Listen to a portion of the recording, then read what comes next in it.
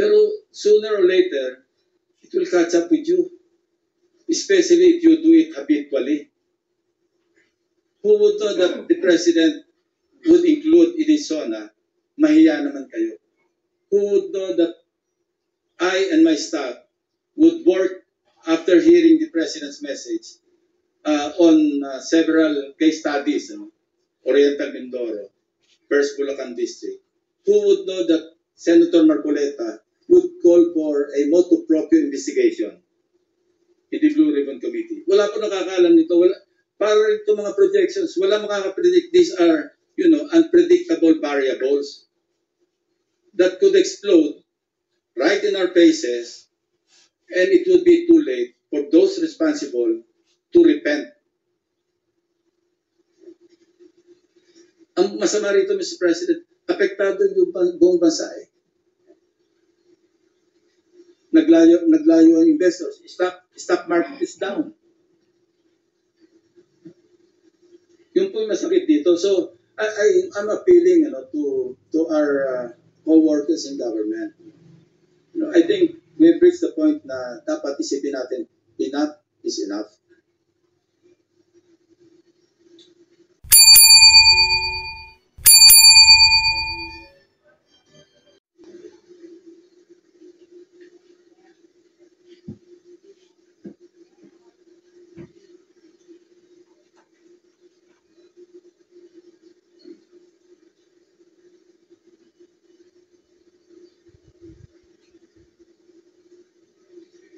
While you're thinking, Mr. President, sundan ko na rin ang question.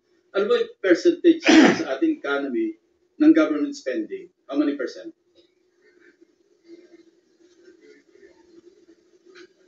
Government spending.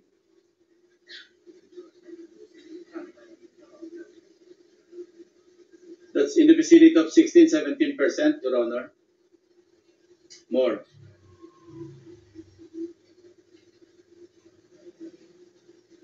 I'll just answer first the last question of Senator Lacson. Government spending is about 25% of our economy, Mr. President. 25. So one-fourth of our economy comes from government spending. Household consumption, ilang percent? Senator Recto requested to break down. So the 25%, if you break it down, the 21% comes from national government. That's the budget that we are appropriating. 1% comes from the LGUs and another 2% comes from the GOCC. So more or less, mga around 24-25%. Yeah, pero sa infra spending, ilang percent of the...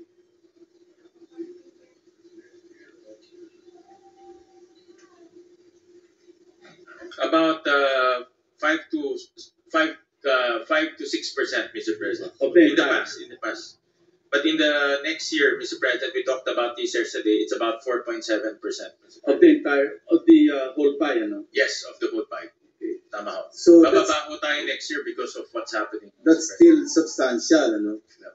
Dahil kung 5%, tapos slow down tayo sa infra, medyo malaki rin yung effect sa ating economy. And what could be the factors that are contributing to the slowdown in infra spending? Of course, we know the answer, Dahil nga nag-iingat yung government ngayon, dahil sa mga anomalies na nararanasan natin this quarter in the recent weeks, But Mr. President, let me deviate a little, related din ito sa ating unused appropriations. Gusto ko lang ipahagi sa atin yung nangyari and this affects our economy, even yung investor confidence. I have it on good information that yung announcement na ginawa, yung statement na ginawa ni ex-Congressman Saldico, na nagbintang siya na 100 billion, sinasabi niya na utos daw ng Pangulo na isingit sa BICAM. Your Honor and I both know that the 100 billion, and we went over, I know na, both of us went through the list independently or separately. And you and I agree na totoo yung listahan ng 100 billion pesos. Talaga nasingit sa BICAM. But yung sinasabi ni Saldico on social media as posted, na nag-deliver siya ng 25 billion representing the 25% commission di umano para kay Presidente, that I will attest na hindi totoo. Yun talaga absolutely untrue or false. Untrue or completely false. Why? Because you know, last Sunday, I received a call from the camp of former Undersecretary Roberto Bernardo. At sinasabi niya, noong nakita niya si Saldico sa social media na nagsasabing merong 100 billion di umano inutos ng Pangulo na isingit sa BICAM, napag-alaman ko from Undersecretary Bernardo na may mga tao sa Malacanang, not the President, not authorized by the President, who misrepresented him. I will name some of them. Undersecretary Adrian Bersamin. He name-dropped the President, making Saldico believe na utos ng Pangulo na ipasok sa BICAM yung insertion sa 100 billion. Now, Yusek Triguis Olaybar.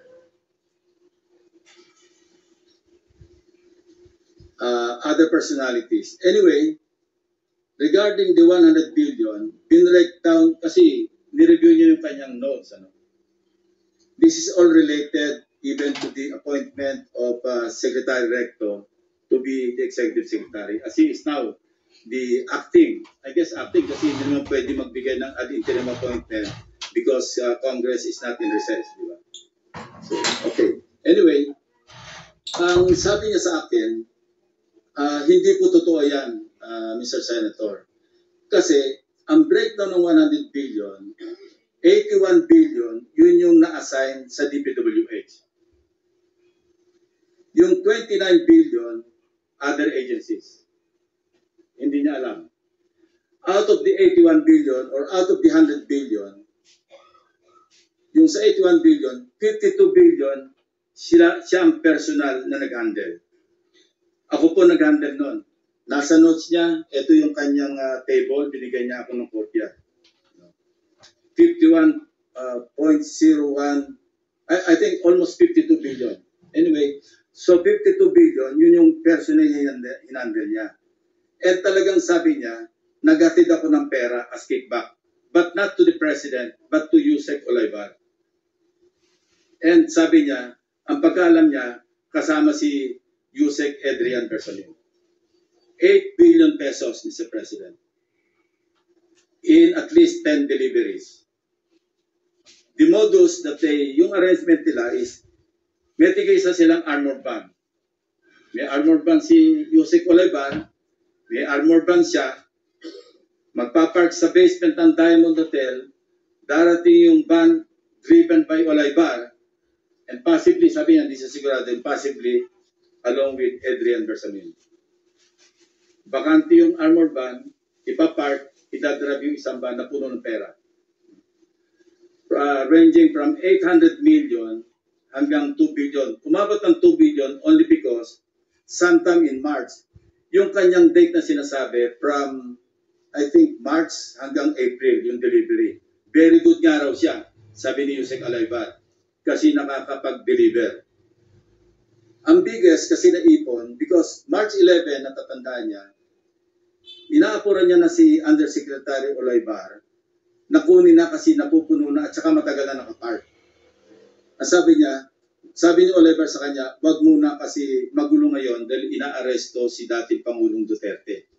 So naipon yung laman ng van, sabi niya, mga 2 billion pesos. That was the single largest or biggest delivery that he made to Olaybar. Kung saan napunta, hindi natin alam. But personally, he knows or he knew that, kasi personally, nagpapalit sila, amounting to 8 billion pesos. 1 billion, he delivered to Secretary Bonoan. So that's 9 billion. Yung 8 billion was representative of 16% of the 81 billion or 82 billion. Ang usapan daw nila initially was 15%, Mr. President. Tumawad pa raw ng 1% si Olaybar, pero suspecha niya, natatawa raw siya dahil para sa sarili na lang ni Olaybar yung additional 1%. Kaya umabot siya ng 16%. 1 billion to Secretary Bunuan. Siya mismo nagbigay. So he was asking for my advice. Ang sabi ko sa kanya, can you put it in your own handwriting? And I'll see to it that it will reach the President. Isipan mo. But I took notes. When he was narrating what he was about to write down, I was taking notes together with my 2 lawyers. He was also with his lawyer. So, and that happened. The President received the handwritten narration. Ang sabi niya nga rito, ito meron akong notes dito. Sabi niya, last quarter ng 2025, most likely during the last days of October or early November 2020, last quarter, USEC Trigid requested for list of projects. Siya nagpe-prepare eh. Of course, along with USEC Cabral, kasi si Undersecretary Cabral naman ang tinatas ni Secretary Bunuan na mag-prepare ng listahan. Ito nga yung awkward, Mr. President, and we want to correct this. Ano? Bakit nauna yung funding saka palang maghahanap ng items? Hindi po ba dapat may items nanggaling sa RDC bago po poduhan? Complete with program report, complete with planning. Pero ito po, nauna pa yung pagpopondo saka palang hahanapan ng items na ililista sa NEP. Remember, bukod pa po ito, dahil ito, GAA na ito eh, BICAM na ito eh. And mind you, even during the NEP, anyway, mamaya ako na ipapil yun. Ito yung sinabi niya rito. Ito, sinabi niya na si Trigid Olaybar prevented him from disclosing details on the 52 billion to Secretary Bunuan. Ayaw pasabi raw, Mr. President. Tapos, sinabihan siya ni Yusek Trigid Olaybar na si Secretary Bunuan asked Executive Secretary Bersamin several times, sino ba magpapacilitate itong 52 billion? Of course, isasama sa BICAM, paano ito re-release? Sino magpapacilitate? Ang sagot ni ES Bersamin sa kanya, we will take care of it. Sila na raw ang bahala kung paano ayusin yung 52 billion. Now, I'm not defending the President, Mr. President, but in fairness to him, yung list of projects, yung 100 billion, initially naka-FLR lahat yun eh. Pinapatrack ko ngayon sa aking staff kung ilan yung na-release out of the items on FLR or PISARO for issuance of SARO. Hindi pa namin alam. But initially, kasama sa nabito sa 194 billion ng ating Pangulo, 1.15 billion pesos worth of projects. Andito yung listahan ng projects. May lista rin ng, nakita ng mga staff ko ito, pero may listahan din si Bernardo nito.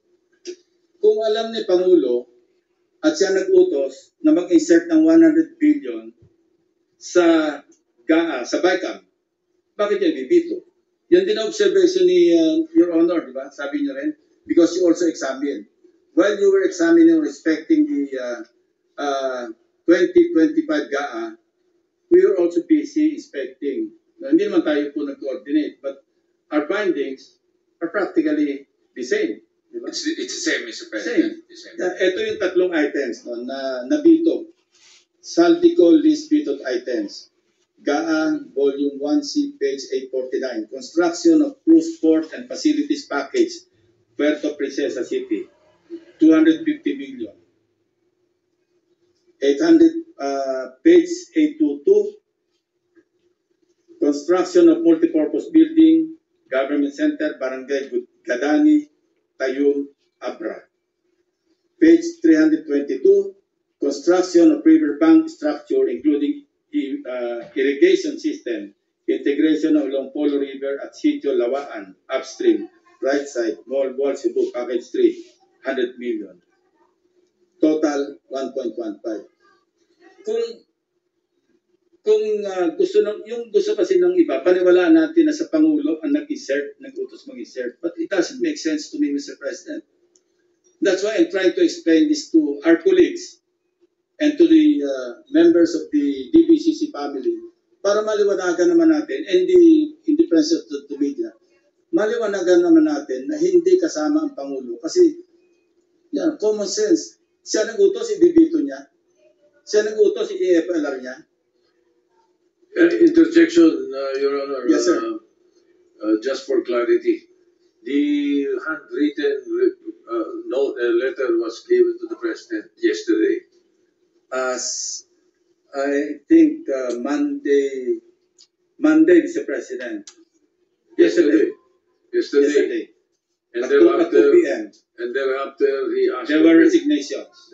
He asked for the resignation. In this case, Mr. President, courtesy resignation is a euphemism for firing. Yeah.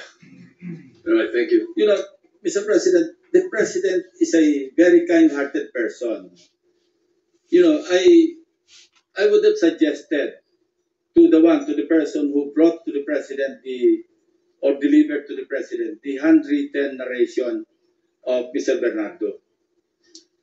I would have suggested na tanggalin niya and then order an investigation. Otherwise, how can you insulate the President kung courtesy resignation? But that's water under the bridge because it did not happen, Mr. President. And I will still strongly suggest that an investigation is in order. Because, you cannot, just fool around and misrepresent the President of the Republic of the Philippines. No matter how kind-hearted he is, let's not take advantage. Yun po yung nakakasama ng loob. Ito pa yung aking notes. Diba? Sinabi niya, narinig niya si Saldico. Ito, I heard Saldico's statement that he delivered 25 billion to President Marcos and Speaker Romualdez, representing the commitment for the 100 billion. This could not be true because I handled the 52 billion pesos and I caused the delivery of the commitment for the 52 billion to Yusek Traigib Olaybar. Personally, Mr. President. So let this be a lesson to everyone, to all of us. Sometimes kala mo lulusot ka. Pero sooner or later, it will catch up with you. Especially if you do it habitually. Who would know that the President would include Inisona? Mahiya naman kayo.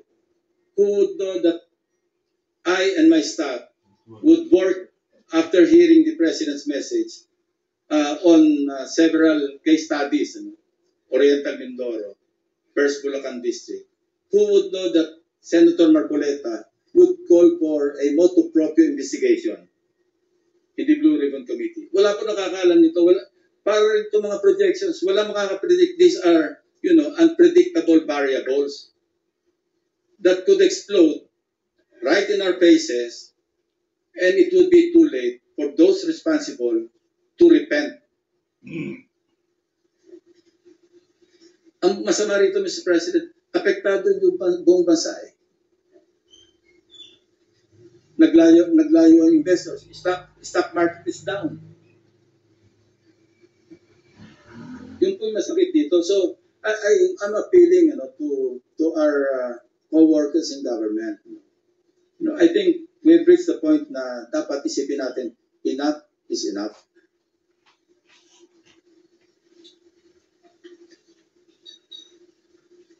I think I have made myself clear, Mr. President, that there are persons responsible. And ngayon, back to the net. I don't want to steer the proverbial hornet's nest. Pero ito pa yung isang practice. Alam mo, sinabi ko na nga ito na, and I think the distinguished sponsor will agree with me, that the 2025 GAA is the most corrupt Lagi natin sinasabi to. Ano yun? And I Dinuguan would pa rin? like to describe it as Dinuguan pa rin a yan? national budget that Yan is na sila. corrupt to the core, Hindi, labi ko sa from rin. start to finish. I have a document that I have also acquired. Net pa lang, katakot-takot na po yung naka-insert. I've seen in that document, yung ilan lang ang aking babanggitin. Secretary Bonoan, allocable ito, allocable, non-allocable. SMB Batch 1, SMB Batch 2, SMB Secretary Manuel Bonoan. Batch 2, Batch 3. Ang binanggit lang ni Yusek Bernardo, meron siyang 5 billion a year for 3 years kay Secretary Bonoan. Kaya nagkwenta kami ni Senator Kiko Pangilinan, di ba? Na 15 times 15 kasi 15%. That's 2.25 billion. I discovered in that document,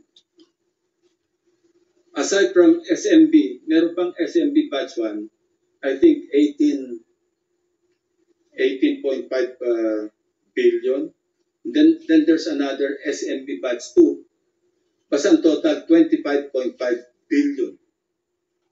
He's not even a legislator, Mr. President. And many more. Talaga, House leadership, 143.5 billion. Of course, we also learned from the hearings na sa net pa lang, pag napasok, may 10% eh. And that's new to us because hindi natin alam to eh. Nalaman lang natin to sa mga hearings eh. Now, 143.5 billion. Mag-advance ng 10%. Magkano nawala sa Kabanang Bayan? 14.35%. Write-off. Nagagali sa mga contractors. So why would the contractors advance that much kung hindi sila siguradong sila yung mangungontrata?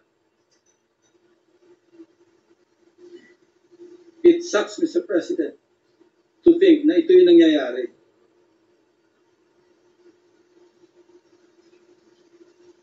Mr. President,